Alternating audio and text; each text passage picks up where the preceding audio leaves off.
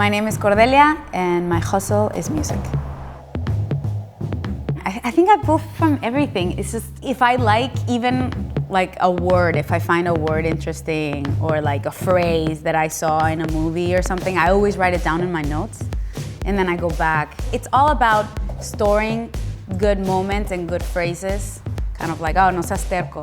And I just write it on my phone and then later I can produce it, so. Mi nombre es Kordelya.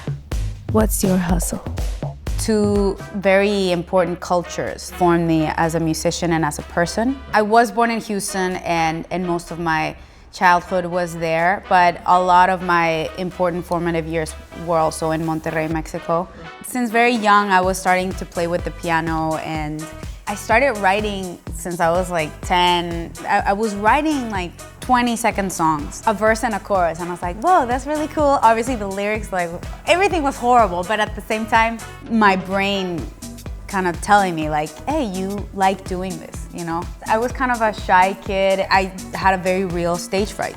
And my parents kind of like, hey, why don't you try like singing in this party or this like first communion? And I'm like, no, dude, I don't like the attention and being judged. Kids can be pretty like cruel and like picking on you. So I was like, no, I'm not gonna do that for a while. And then my first concert was actually Shakira in Monterrey, Mexico, to get to see a girl just like me singing and dancing up there. And that kind of like reignited my interest in making music. So I really appreciate that, and that'll always be with me. It's a lot of investment, you know, to really get your project off the ground and really get it where you want it to be. I definitely did a lot of, you know, crappy jobs to be able to sustain it because, you know, it takes money to mix these songs. I always had to go to a mixer and a mastering engineer, and that, you know, that's an investment. So I worked at Madewell at one point. I took like an office job as well.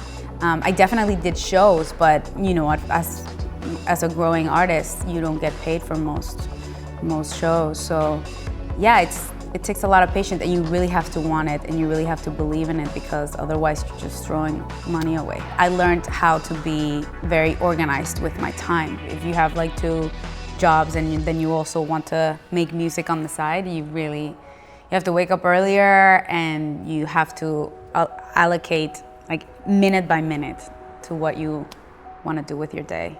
I hope people remember me in music as like an honest artist, like someone who's honest with her music, with her lyrics.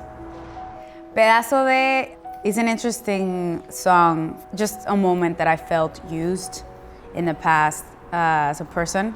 And I just wanted to talk about that because I feel like we don't talk about that enough. It's nice to make feel-good music, but I think it's also cool to like talk about real things, and even if it's not pretty at all times. The album is very much about those kind of uncomfortable things to talk about and kind of like your imperfections as a person. So every song represents a different imperfection that I feel that I have. And exploring that within each track has been really cool. It's kind of like my cheap therapist, you know?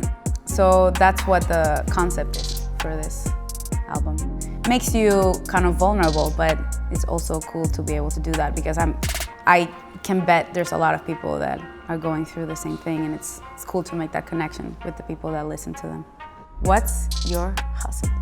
Yeah, my hustle is music.